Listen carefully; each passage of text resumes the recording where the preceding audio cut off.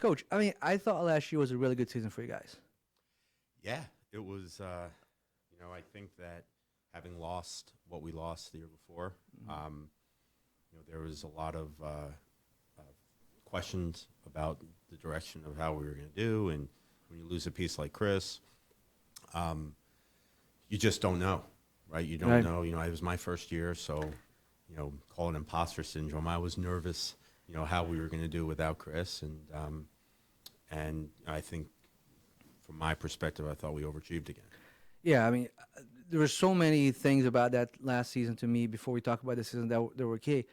I think that game, which I misquoted you, and you correct me, so I appreciate for that, right? What game, was that the Ward game? What was the Wilton. The Wilton game, right? The Wilton game. Yeah. Because you mentioned about the game, about being, and I don't want to say it, was it you said one of the best jobs you did with the best coach?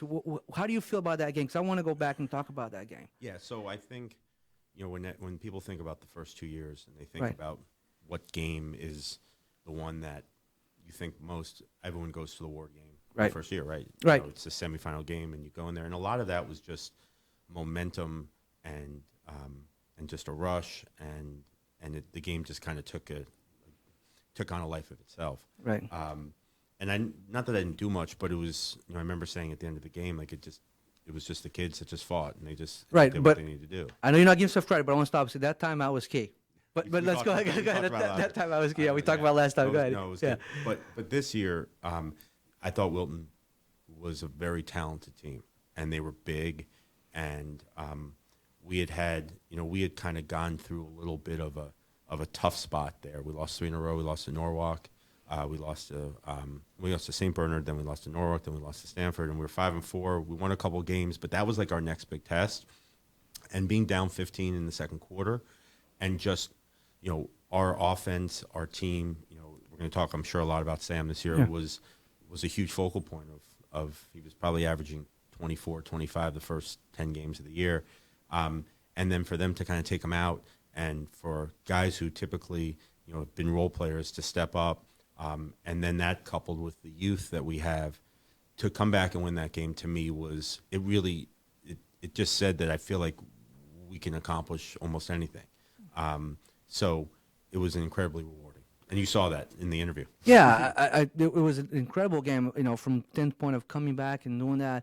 And last year, your postseason was really good. I mean, I thought that final at you played toe to toe with Ridgefield, and that's an FCX. But I want to talk. What was the experience like playing that Division I playoff game? Yeah, so just to correct you, we'd beaten Ridgefield. Right, yes, we lost to Trumbull. Sorry, I keep getting them confused. That's all right. No, it's okay. My bad. But please, yeah. No, I thought it was a great experience for the kids. We were, they were the 5 seed, we were the 12. Mm-hmm. Going into it was probably not the draw that we were hoping for. They were 3 times defending state champs. In my opinion, they had the best player in the state in Samson Riley. So we were going in there just, having come off of a really emotional, personally and for the team, a very emotional FCIAC final. Right. And we competed. I think it was, if my memory serves me correctly, I think it was 43-42 with 7 minutes to go. Salmon hit a 3. I used, again, one of my run timeouts, and then they just made a play or two, and we just couldn't get a late rebound. And that went from 1 to 7, and then they're just a little bit, just wore us down a little bit. But it was a great experience, and I think it was great for the program to compete there. I remember the next day or 2 days later, I think all the kids, or most of the kids, went to see East Catholic play Notre Dame at Fairfield in the quarters at Ward, and it was just the atmosphere of being in D1. I thought was great for the kids. So when you talk about the atmosphere, I mean, from what I understand, this year you guys, had a chance to go back down to 2, but you decided to stay at 1. Can you walk us through the process of staying with the top tier in the competition and what that went into with you, your cap, the whole scenario? Could you kind of... Yeah. So it's been like a process for us, right? My first year we went to the finals in D2, and we were super excited to be put in D1. Thought it was a real honor and badge for the program. And lost in the first round, and the system is what the system is, and we were back in D2, and I had talked to my captains beforehand about where they wanted to be, and they were all unanimous in favor of moving up. And I think the theme was you can't win the Division I tournament unless you're in the Division I tournament. Right. And Division II is incredibly competitive. Windsor and West Haven were playing in the finals last year in an overtime game, and just incredible teams. And Division II is still loaded, but I think the goal is taking the next step in the program, and getting to the finals D2 first year, losing in the first round of D1 the second year, with the team and who we have coming back and just their own experience. I think it was an important decision for us to do it, and they were all on board, which made it pretty easy. Yeah, and so then you talk about this year's team. Obviously, you have you got Adam, you got Sam all coming back one more year. You got Bowman, all those guys. Yeah. But how is the team looking this year from your standpoint, from what you've seen so far in the fall league and coming into the season? They are. I think they are tired of losing runner-up games, and they have been incredibly locked in. I was watching them at a shoot-around last night, and they're just in the gym, and they're just sitting there, and they're just so locked into what it is that they're doing. But I think they're ready to take the next step. Now, this is the first year where I feel like we have some expectations. My first year was my first year, right? And then last year, again, as I articulated before, we lost a lot of seniors, and it was unsure, how deep we were going to be or how we were going to be able to compete. And again, I think that we exceeded expectations. This year, the expectations are high, and that can put pressure on them. It can put pressure on me. It can put pressure on the program. But we're just, we're going to break the season down into quarters, and we're going to attack each quarter. And but they're locked, and they seem ready to go. And are you still doing there's a tournament that you guys did last year, right? This Christmas time. Yep. You're doing that as well because you're kind of going through the whole thing in the season as well. Yeah. We have the Christmas tournament, and then we have the FCIAC regular season. So we have 4 out-of-conference games before the holiday. Then we start FCIAC. We have another out-of-conference game with St. Bernard up there in the middle of our year, and then we go into hopefully the tournament. But I'm trying to break the season up into like 4 or 5 4-game tournaments, and let's play every 4 games.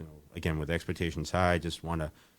You can't win the FCIACs until you get to the game. Right. And if we can learn how to continually improve our tournament play. Hopefully we can get it. We can practice and get prepared for what we need to do. And the roster this year, I kind of want to ask about individual players. Yeah. How's Sam looking for this year? He's ready to go. He is, in my opinion, a pretty obvious preseason player of the year candidate. There's some great guards, DJ Wright at St. Joe's, and Ryan Johnson at Trumbull, and Sean Wilson at Trumbull. There's some really good players that are coming back, but I'm not. I'd really put Sam up against any of them in regards to the way he's worked over the last 6 months, 7 months. I mean, he is playing. He had a great fall, and we had a great fall, but it was a big contributor to that. And forget the play of Sam, like the leadership of Sam is taken to the next step. Sam is doing a great job, like instilling our core values, and really thinking about accountability as being one of them, and holding not only himself but his teammates as accountable as I could ever imagine holding them. Because he was thrown in as a freshman in the varsity in that ward game. I mean, on the whole season. So he's been around it a lot, but it takes a while to kind of find your leadership style. Yeah. Right. I mean, and I think he's coming in that really well. Aside from him, you got Adam, you got Bowman, you got how is the supporting cast looking for this year? Yeah. So I think you go to Udell next. He is obviously a Division I athlete. Going to my alma mater, I'm playing lacrosse there. Yeah. I'm proud of him. But again, he's won 2 state championships and an FCIAC in lacrosse the last couple of years, and I get the sense that he wants to finish his resume with something special in hoops, which might make it the most decorated high school career that I've seen around these parts in a while. But his athleticism is off the charts. His decision making is off the charts. Again, this is going to be him as a 2-year captain, and continuing to hold the rest of the captains and the rest of the team accountable. Okay. So, incredibly excited to watch him grow. And he's, to be honest with you, in my opinion, I'm not sure there's a better defender in the state. And I told him that the other day, and he's just, he's looking to continue moving forward. And then you got Mason. Mace had a really great last quarter half of the season. I thought he was key to our success in the FCX, and especially had a great final and had a great state game against East Catholic. Yeah. He's another Division I athlete, just committed to go and play baseball at Seton Hall. And so I've got guys that are competing that, have incredible mental toughness. I really talked to like the 3 of them the other day about, I can't believe how tough they are mentally. Just watching them in the fall and watching them, do what they do now. They just have this kind of refuse to lose mentality around it. Again, it's all on paper right now, but I'm liking what I see. And then the 4th captain is Bowman, right? Charlie, and Charlie is probably somebody who's worked on basketball. Was a varsity, came up as a varsity player as a sophomore. Was on the bench for that Ward game. Last year was kind of our 6th, 7th man, and got injured early in the season, which I thought set him back a little bit. But Charlie again also had a great fall. Athletic, cares, he's been working really hard on developing both his offense and his defense, and the chemistry between the 4 of them is working great right now. Yeah, your caps are great, and I do want to ask you about a couple of the things on the roster. I mean, we know Loman's going to be good. We know Hatcher's going to be good. I know Jacob, all those guys, but there's a couple of things. First is I think you're getting a transfer this year from Ward. We are. How did that come about, and how do you expect that him to impact Corrigan to impact the team this year? Yeah, Matty is he's a great kid. Mm-hmm. First and foremost, he's a great kid. His mom works at Staples, right? And he is Staples is a great public high school, yeah, right? And so having an opportunity to finish your high school at Staples is something that I think was incredibly important to Matty and his family. The thing you got to be careful about is, you have kids that have been working in our system or have been part of our program, and you have someone who comes in new, and that can create tension, right? And the one thing that we focused on is being transparent about it, understanding that it's there, understanding that, the sum of the parts is greater than each individual part, and just making sure that that we're going to go as far as the collaborative team culture that we have. So he's adjusted well. The kids love him. Again, I'd be lying if there wasn't, some concern preseason about where that makes his role versus their role, and that's all understandable, right? I'd have that same concern about it. So it's a good problem to have good players.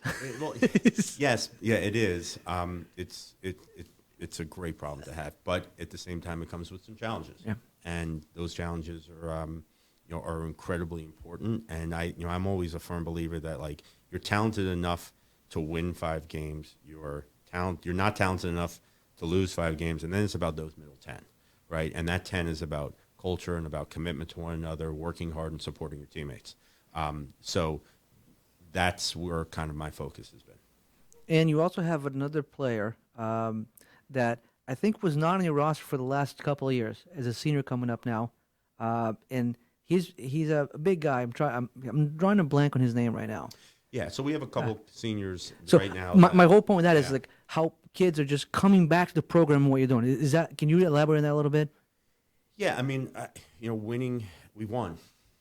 We've won in the last couple of years, and I think that the kids and the community and the school and the staff have done a good job, hopefully creating a good experience for the kids, and they're coming back a little bit, and we're going to see how it all plays itself out, but it's great. I'm flattered that they're interested in trying out again. Again, it comes down to fitting in their roles, right, and making sure that everyone really understands what their role is. but as you said, it's a good problem to have. Yeah, it's just like there's a lot, like I said, we're around the school, we're talking to people, and there's a lot of excitement around it, Yeah. and you can kind of see that, kids that maybe it's like you said, when you win, you kind of attract that, where people are like, I want to be part of this thing because it's really good, and that's going to lead me into my next question, is where I saw a video where you were talking, I believe, was it the Powell parents or something like that? Yeah. You were talking about the word stance, Yeah. and I've seen that a lot on the shirts and things like that. Yeah. But I don't think I ever really got it until I saw you do that. So I want you to, if you could, please take a minute and kind of talk about what that word means and what it stands for and how the program is built around that word. Yeah. So, when I was applying for the job, I was, just thinking about certain things of how I wanted to, if I were to get it, how I were to instill our culture.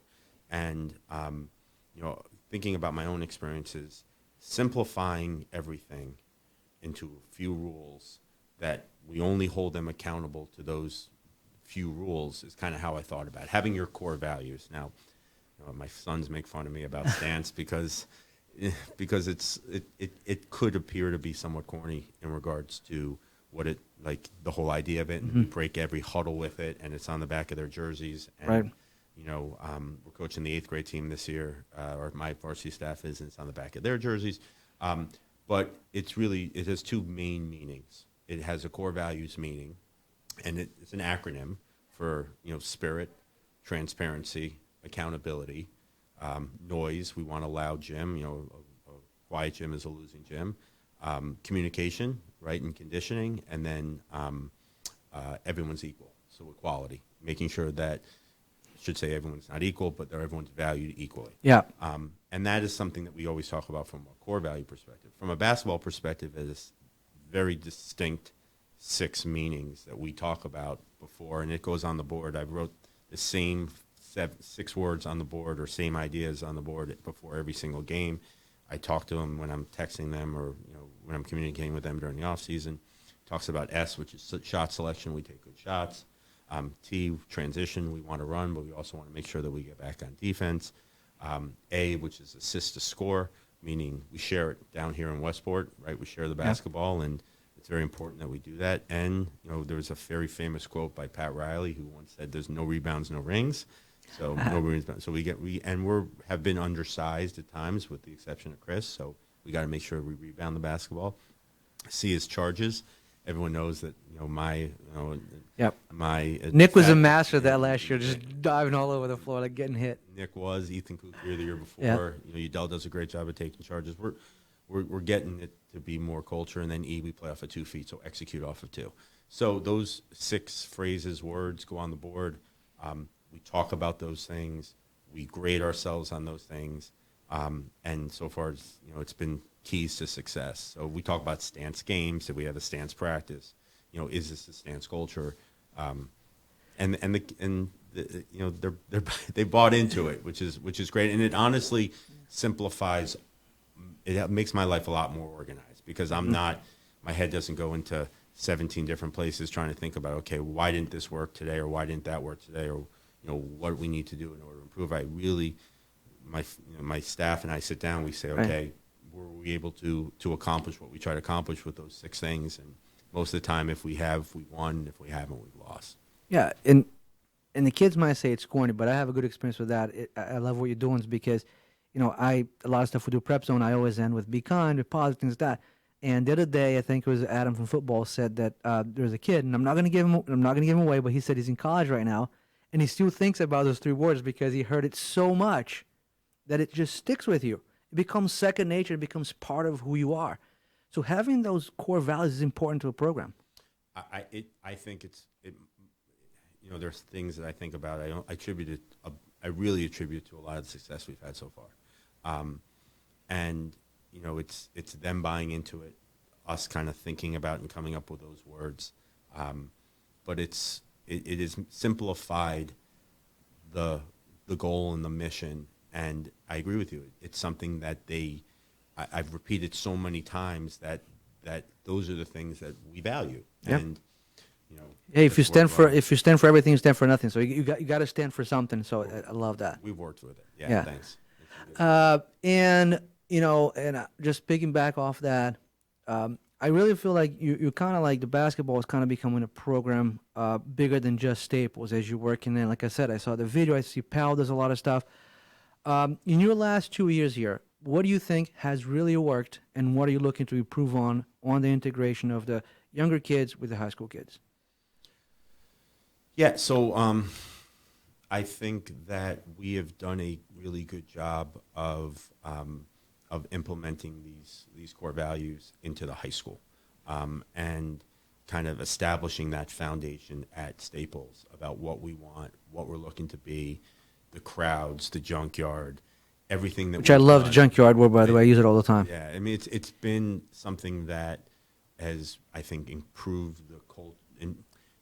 Kyle did a great job, but we've just taken it to the next step of Right. culture at basketball at Staples. The thing I want to improve on is now bringing that down into the youth. As I mentioned before, we are coaching. The four of us on my varsity / JV staff are coaching the 8th graders.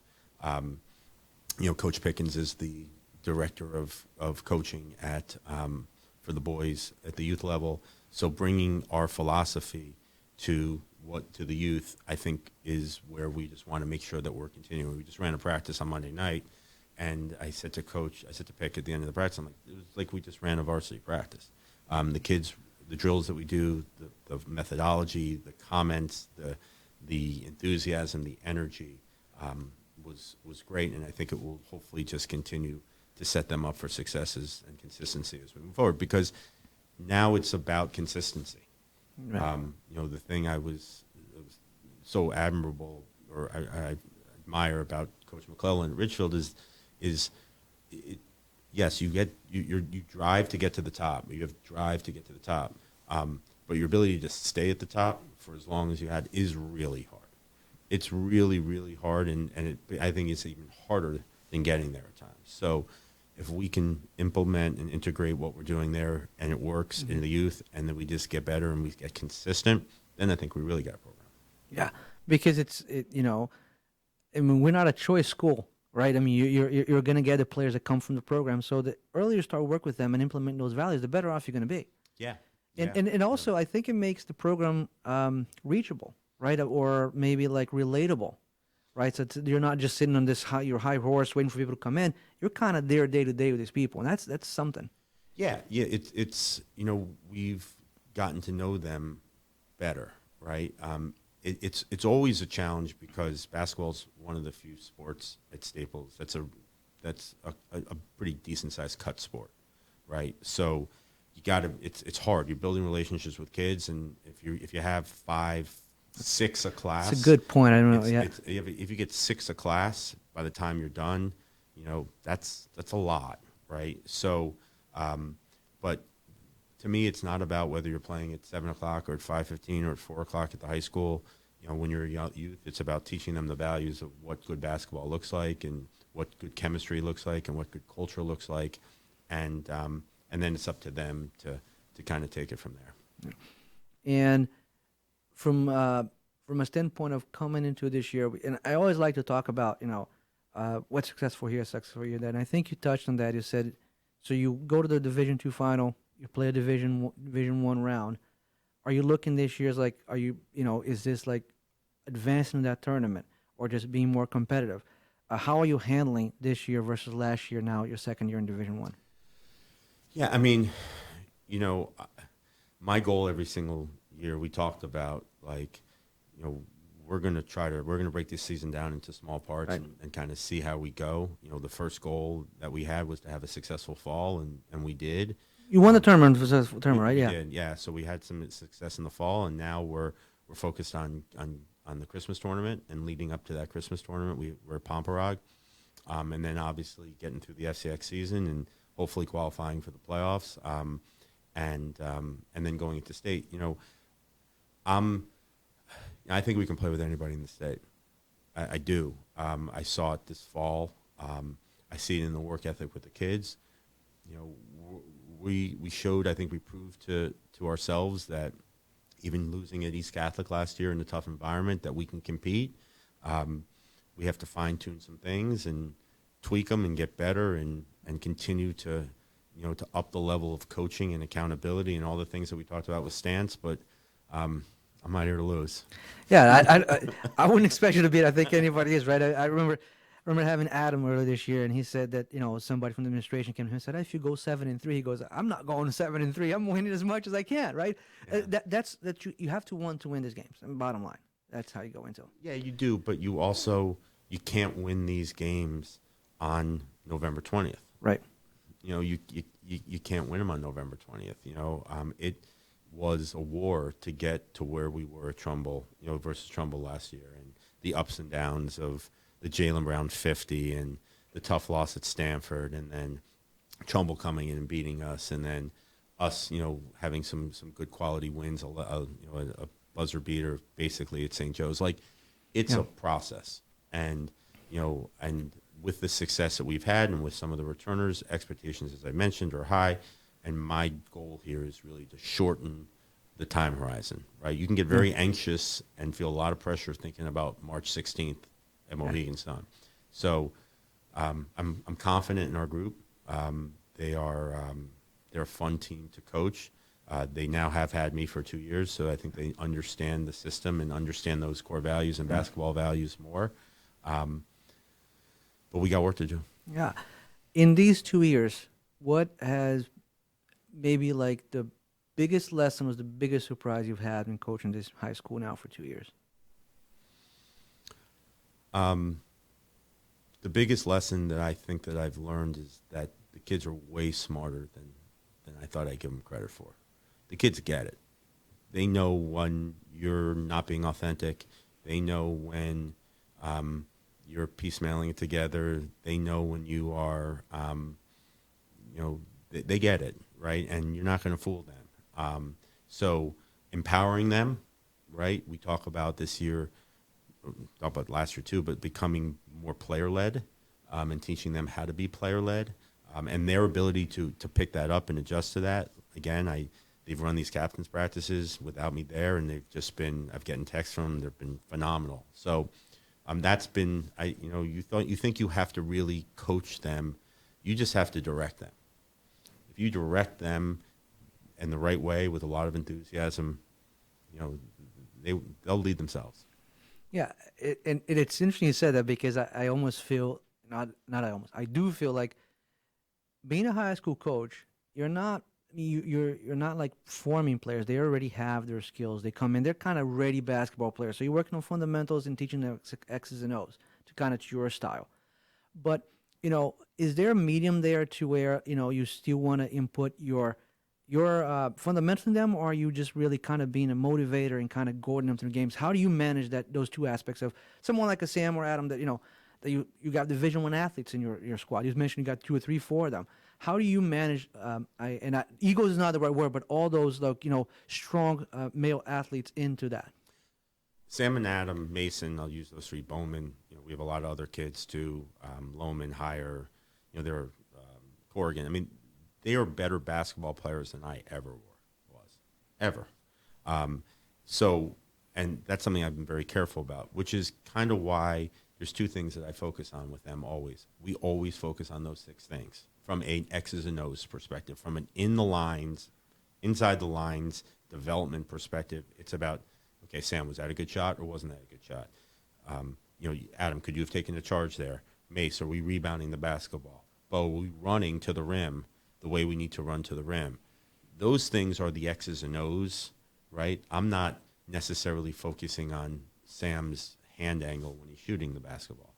But the other thing that I think that we bring to the table, or that we focus a lot on, is the mental piece of it. And that is, in my opinion, more valuable than focusing on the X's and O's. Like I can look at these kids and I can tell what kind of experiences or play they're going to have from little things. And I'll use Jake, my son, for example, just because it hits home for me. I can tell whether Jake's going to have a good at-bat from the way he walks from the on-deck circle to the plate. Just, it doesn't even matter who he's facing. It's just his body language. Same thing with my basketball players. Like, I can tell by the way that they're huddling whether they're going to come out and win that game to 10 or they're going to lose that game to 10. So we focus a lot on on positivity and culture and mental work and confidence and valuing everybody. Not everyone's equal, but valuing everybody equally and making sure that their role is appreciated. Yeah, and that's an interesting because it's like, now I'm just gonna pick back on that. You said, Yeah. well, I can tell, if they're gonna have a good game or not based on these things. So how do you correct that? If you know off the bat, you come in and you're saying, well, they don't look sharp today. So what do you do differently to kind of maybe don't have that outcome that you think you're gonna have?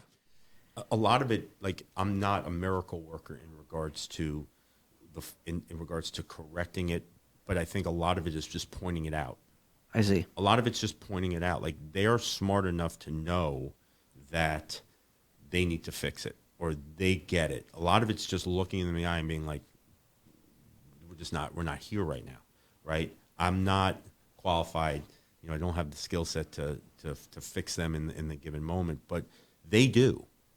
They do. They know what good looks like and what good doesn't look like from a mental perspective. So if we're transparent about what we're seeing, hey, this guy just threw you a great pass, Sam.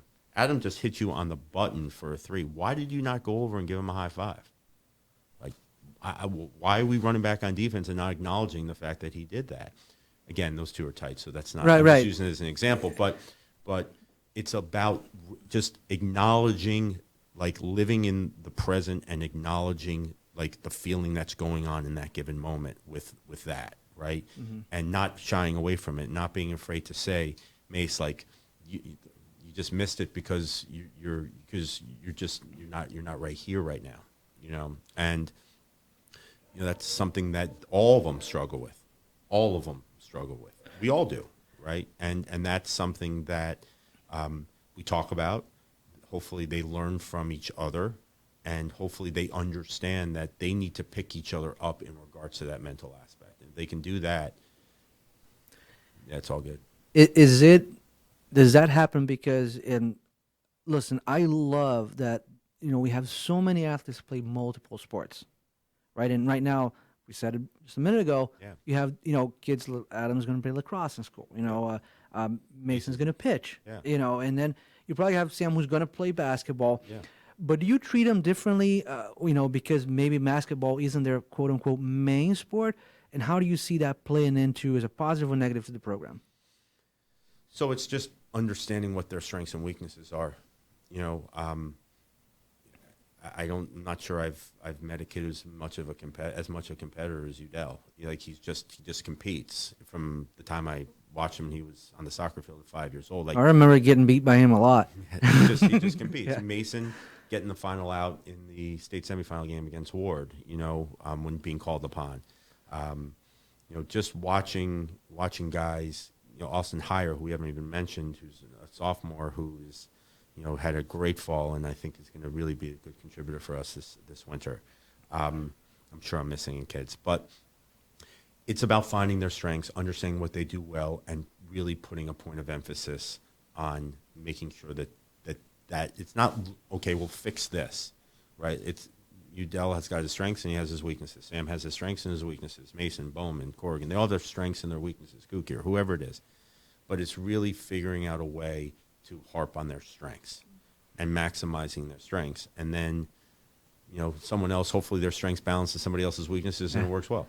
And it seems to be working out well. And then if you look at, everything that's happened on this last couple of years going into this season, you said that, you feel some pressure coming here in year 3, because it's kind of like you had some time now. Last year I asked, what is a successful season? We went through that, and I don't want to ask that again, but I want to say the identity this year. Last year when we talked, you talked a lot about defense. Yep. How your defense is going to generate the offense. I remember we talked a lot about that. Is this year's team's going to be similar like that, or are you going to take a little bit of a different identity? Or is the defense in the offense is something that's from you, or is it from the team? Yeah. I've thought about that question a lot over the last 3 months preparing for the season. And it's not going to change. It's not going to change. Our best play is getting a stop defensively. It's, when you're dealing with, I don't really care if you're dealing with all basketball only players or you're dealing with multi-sport athletes. Like, it it just separates you the way you defend and your commitment to defending. So, and then the other big piece of it, which always concerns me, is our ability to rebound the basketball. Those two things. And so, yes, do I think we have some returners coming back, or we have more returners this year? We have 11 returners coming back. Last year we had 7 returners coming back. The year before we had 12 or 10. But nothing's really changed. Our ability to defend and get stops and then take advantage of misses and stops by completing a defensive possession with a rebound and then going is what we're going to harp on. Yeah. And then I guess one last one before we move on to the next subject is that we talked about the idea of how the program's growing, how people want to be here more and more and more.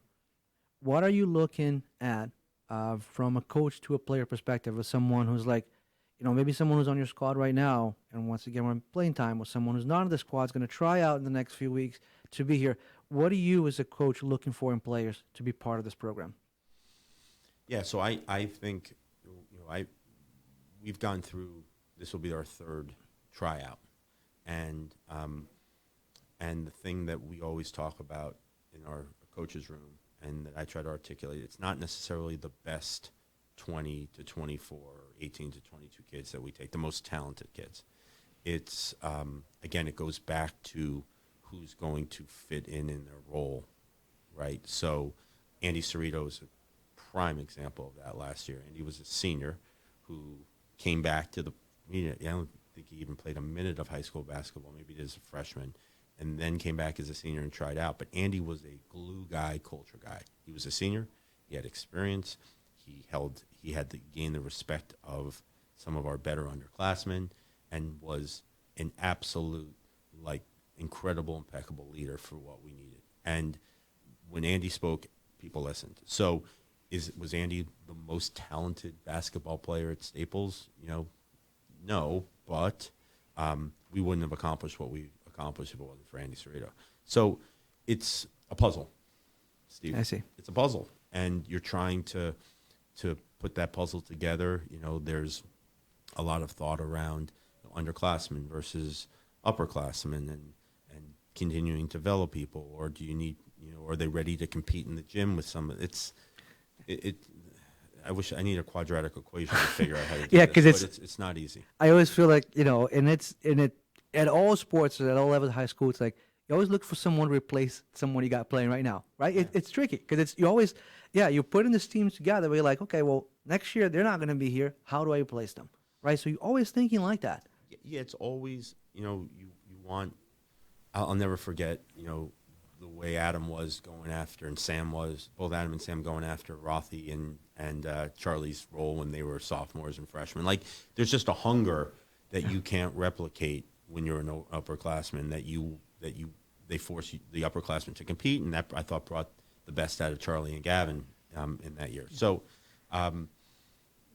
you just it's a balance, and you very rarely you get it completely right, but you try. Yeah, but listen, anything that happens, I mean, you guys get the big crowds. The junkyard is full. It's so much fun. We had some great games last year, and I think it's going to be a lot of fun this year as well. I can't wait for it. Yeah, I think the crowd, a lot has to do with the senior class. Mm-hmm. I have a kid in the Good senior point, class, yeah. which is helpful, and I just ask everyone to come. It's about the community. It's about getting together on 2 nights a week, and it's nice because they're 90-minute games, and you can just be loud and have fun, and hopefully go see a good product. Yeah, So we're excited about it. Yeah, it's gonna be a lot of fun. I do want to do some quick hits with you here. We've done some of them, but I got some different ones for you, so people are getting to know Goldshore a lot. Okay. So, what's your biggest pet peeve? My biggest pet peeve is probably not apathy, a little bit. I struggle with apathy. And not that I think lazy is lazy is a tricky word, because there's a lot behind laziness, but just not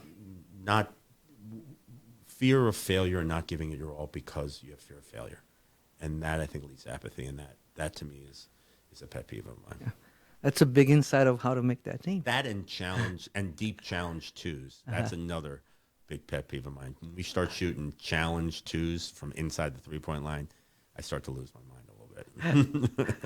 All right. Do you have any favorite holiday traditions or favorite holiday moments?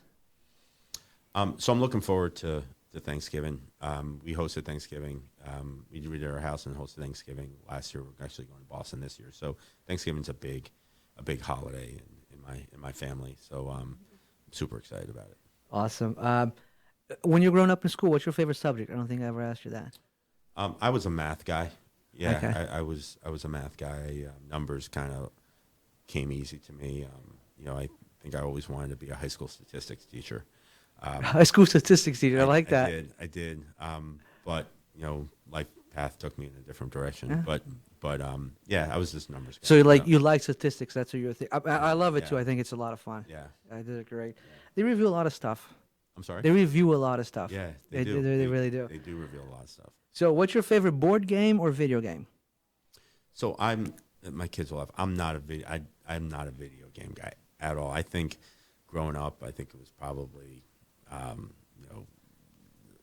Mario Brothers or something like that, or Kaboom. I remember playing Atari Kaboom when I was younger. I remember Atari very well. I loved Atari. Yeah, Kaboom was a good game. Kaboom was fun. Yeah, because Atari had just joystick. I remember Odyssey was the one before that had like the keyboard, but Atari was the good one. Yeah. Atari was fun. And then I just remember when I was younger, I have childhood memories of playing Chutes and Ladders. When I was growing up and being in competition with my parents or my siblings about just the slide and the ladder and everything. Play that so much. It's a great game, isn't it? It's very simple, but it drives to the point. Simple, yeah. Very simple. What's your first concert you ever attended? I think it was Crosby, Stills and Nash in my junior year of high school. We saw CSN in the county center in Westchester and White Plains, where actually they have like the Westchester Final Four tournaments there. And the goal was, as a high school player, was always to get to the county center. But I remember going to see Crosby, Stills and Nash. It might have been in Young too, but Crosby, Stills and Nash in the county center. And I think when I was a sophomore, junior in high school. Love that. So picking off from music, do you have a go-to karaoke song? Yeah. So, I remember going back like Thanksgivings to after I graduated from high school and going back to like a local bar in Chappaqua. I grew up in Chappaqua, and I remember for some reason it was late, I guess I graduated in '95, so it was like mid '90s, and like to end the night in that bar back then they used to sing Sweet Caroline. So I kind of got into this tradition of singing Sweet Caroline. I sung it at all my friends, karaoke at all my friends' weddings, and now I think it's now taking on its own thing with the Red Sox and now almost everywhere. But if you talk to my college friends, I think you'll say that I was karaokeing Sweet Caroline before most people were. Oh, can you sing that without reading the words? Do you know all the lyrics to it?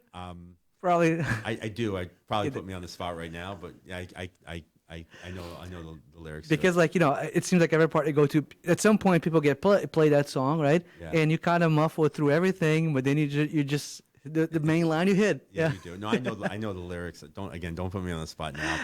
But but yeah, it's I've gotten to the point where I've done that enough times. Love that. And it's fun because it's such a great energy boost for the party. God, yeah. So and now there's remixes of it. I mean, there's all kinds of things for it out there. Yeah. What's your game day superstition habit? Do you have one? I do. I run and I work out before games, before I come to the school. And then I leave my work and I have a peanut butter and jelly sandwich before I come to school. Every game. Peanut butter and jelly. Every single game is from peanut butter and jelly. Love that. Yeah, it settles my stomach. Just brings you back to college days, right? It works well. I'm very superstitious about game days. What I wear, what shoes I wear. Remember last year, because you were wearing the hoodies and people were like, where do I buy the hoodies? Like I would get questions on our channel about, does he have a line? Where does he buy them? So we got to get some of that stuff out to everyone. We will. That's fun. We will. What's your favorite book or favorite author? My favorite book. It's funny. My wife and I started watching the Alex Cross show, which is on TV. I think it's on Netflix right now. Alex Cross was a character from James Patterson. Okay, yeah, I know Patterson well. James Yeah. Patterson. So I remember reading the James Patterson books when I was younger, and Alex Cross, who was a detective, and John Sampson was his partner. Those books. So Lauren and I started watching the Alex Cross stuff. So that's what. If I gotta that's what see that gives because you I know those characters. I did not know there was a Netflix show about it. Yeah, I don't know if it's Netflix. I think it's Netflix. I'm trying to think of the other classics.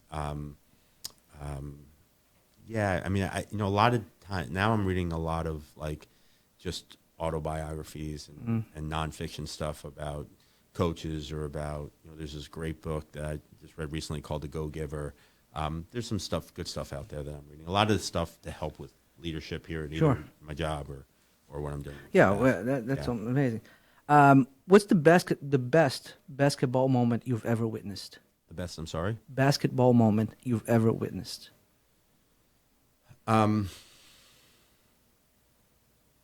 best basketball moment I've ever witnessed. Well, I'd say there's probably two that I can remember. The best basketball moment in my life was Usdale Steel against Ward.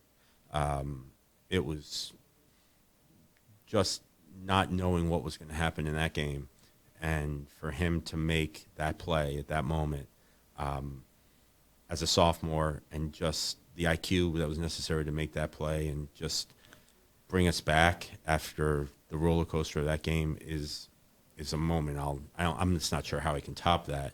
I think the second was I was a freshman at Michigan, and Duke had come in my freshman year to play the Fab Five, and I think they were probably 17 or 18 in the country. Michigan was. Duke was #1 team, and that was the Grant Hill, Bobby Hurley, and Christian Laettner team. And we were just a bunch of freshmen, and we ended up losing in overtime that game. Weber missed like a 60-foot, hit the front rim, buzzer beater in regulation, and then we lost in overtime. But Chrysler Arena that day was the loudest live event I've ever been to at a basketball game. So those two events. That's awesome. Yeah. And then we asked pregame, and what's your way to go to relax after the game? What do you guys do? Yeah, so the staff usually goes out and has a drink or two. Just to, I love talking about what else happened in the conference that night. I love talking about the game with them. The emotions and up and down. Yeah. I have a great staff. Like Steve, I'm so lucky and fortunate to have Chris and Joe and Sully and Corey on the freshmen. Like they're like best friends for me. We spend a lot of time together. When you live and you coach in a town, sometimes you lose friends. But those guys have been so great, and just spending time with them at the end of the game, dissecting what we did right, what we did wrong, having a few laughs. I just can't wait. I'm looking forward to 2 weeks. I can't wait to spend the time with them over the next 3 months. That's awesome. Yeah. That's really cool. And then we'll end with this. What's the best advice you've ever received? The best advice I ever received. So my father, as you know, he passed the night of the FCX final. Yes, I remember. And he always used to say to me that the mettle of a man is determined when things are not going well, versus when things are going well. And that has stuck with me. It stuck with me that night when unfortunately we didn't get it done. And it stuck with me through all of what life is about, right? Life is easier when it's great, and the basketball team is easier to manage when we're winning and things are going well and everyone's happy, and then how we all respond, myself, the staff, the parents, the kids, the school, to when things are not necessarily going well, whatever sport or whatever the circumstances are, to me is something that I'll never forget my father telling me. It's amazing. Yeah, that was quite a game. An emotional game from all standpoint. I remember that after the game, I actually drove to Boston for a volleyball tournament. Oh, you did? I did. So it's like, but it's like you go back and these things kind of stick with you, right? That was one of those days, and I'm sure the Ward game, like you said, the Fab Five, all this stuff just kind of sticks with it, becomes part of who you are. And yeah, that night was obviously a tough night, but it was. I can't tell you how impressed I was about the way that our kids responded. And we were up. They came out and they were up 22-10, I think, and then we're up 8 at halftime, and they knew that I wasn't there that night. They just knew it. I was looking through them, and I got great help from my staff.